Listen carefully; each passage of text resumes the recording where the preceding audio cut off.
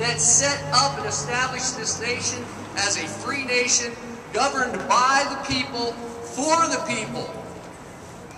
But it starts in the home, people. It starts in our hearts. We have to learn how to govern ourselves.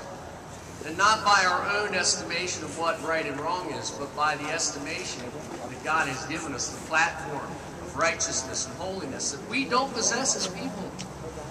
But when we receive Jesus Christ as our Savior, He gives it to us. If you've accepted Christ any time in your life, I don't care how old you were, you know what? God says that you're righteous. He says that you're holy. He says that you're already redeemed. He's given you all His power and authority. Think about that. The God of all creation, you have all His power and all His authority at your hands. It's like buying a new car and you don't know how to drive it. You got to read the owner's manual. That's why God gave us the Bible. It's a love letter to us. It's a book of wisdom.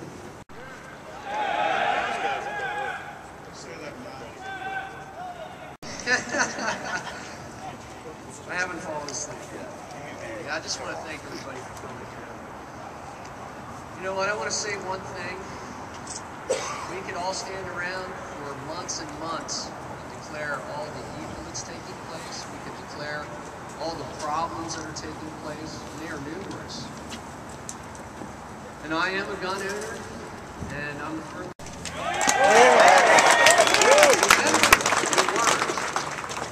Accountable to yourselves. And you'll have to search your hearts and see if you really have the integrity it takes to honor your words. The nightmare battle we've always feared is on our doorstep. The NRA is being attacked like never before. The left has coalesced. They have big money behind them. I'm not even going to mention the names of the two people because we all know who that is. But why is the NRA being attacked? Because it is the most effective civil rights organization in the world.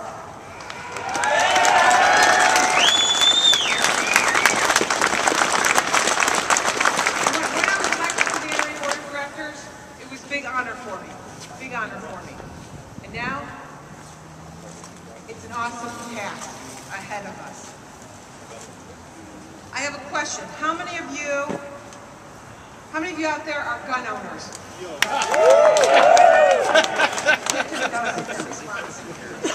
How many of you are Second Amendment supporters? How many of you are currently or have ever been an NRA member at some time in your life? That's why they're going after the NRA. It's because of you.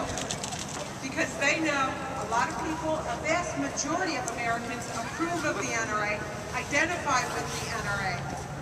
And guess what?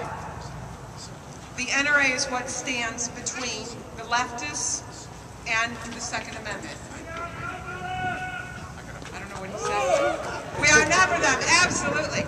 Oh heck, just the number of hunters here in Pennsylvania can outnumber them. That's a standing army right there.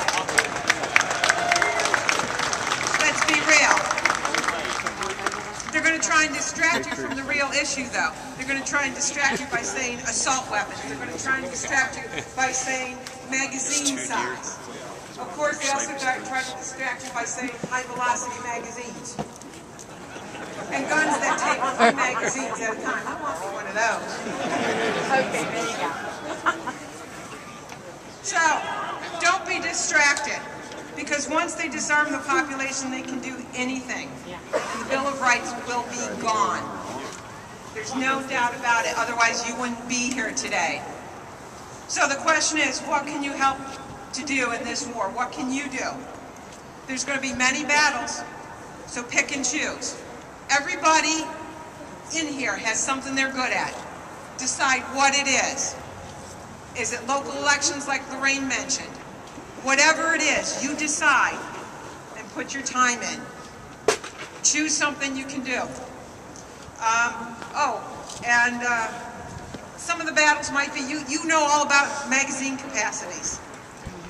The law officers in New York are finding out about that too. They're illegally carrying now. They're illegally carrying because they're only supposed to have 7 rounds in a magazine. Excuse me, but how many round magazines do the criminals have? Do you think they're going to abide by that 7-round rule? I don't think so. So anyway, there's something that we all can do, something we have to do.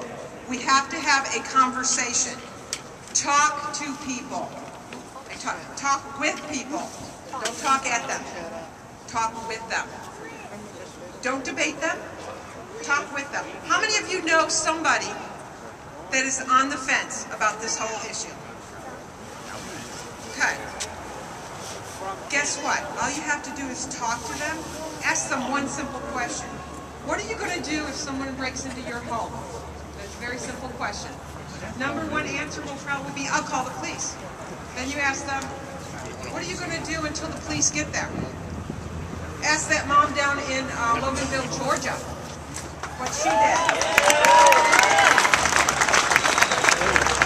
This is about being able to defend ourselves from the evil in this world, whatever shape it takes. Evil's a shapeshifter. The theme for the NRA annual meetings, which are in Houston this year, I hope some of you can be there. I've talked to some that come every year. I look forward to seeing you there. But we've had this theme planned for months. The theme is Stand and Fight. And the magazine you're going to get in the mail, if it hasn't hit your mailbox already, I believe it says Under Siege.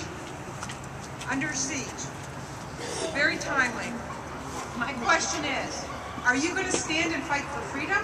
Or are you going to have to explain to your children or grandchildren when they ask you, where were you when they fundamentally changed our nation?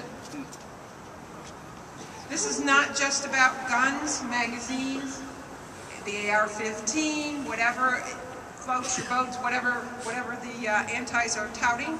And as you all know, this is about our freedoms and the United States of America surviving.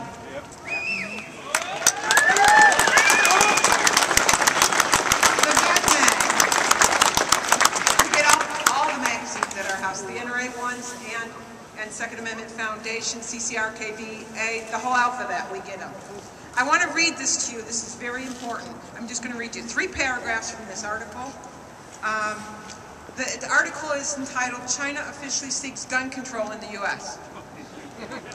The official Chinese government news agency Xinhua has demanded the U.S. immediately adopt stricter gun control measures to reduce the number of firearms the U.S. populace is permitted to possess. That was reported by Breitbart.com.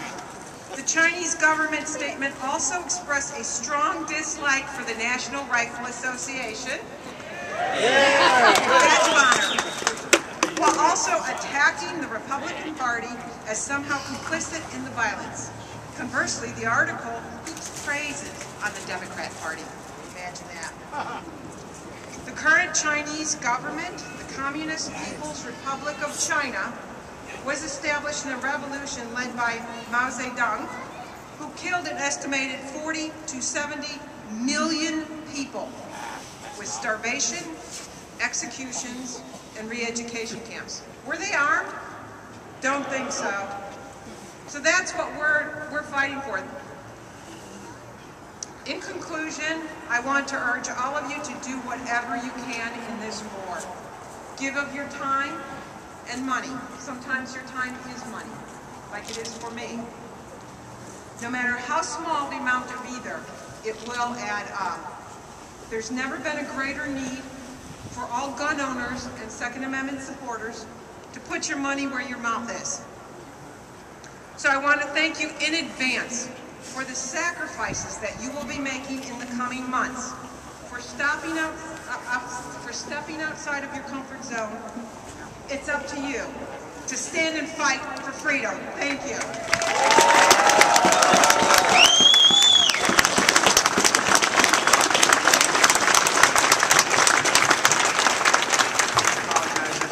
Our job is to be out there educating. You know, I open carry just for the fact that I have people ask me all the time in the Walmart, hey, is that a gun? Well, I'd hope so. But the thing is I educate them, and I've had so many people that were on the fence that we've turned around, and they realize now that they're right to ask me that question. They're right to shop where they want to. They're right to drive the car they want to. Comes from us that are willing to fight for it.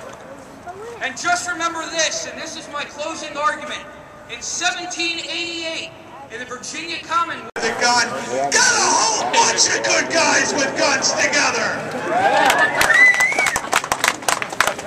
I see everyday people. I see moms and dads, gym coaches, delivery men, pastors, grocery clerks, young. I see kids here in their mother's arms, and old. I see senior citizens here. We're spanning every race and every creed. We are Americans.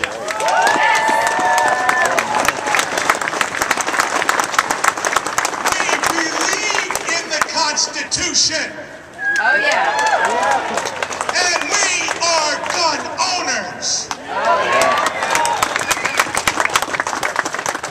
Now, I want to harken you back to another cold winter about 238 years ago, where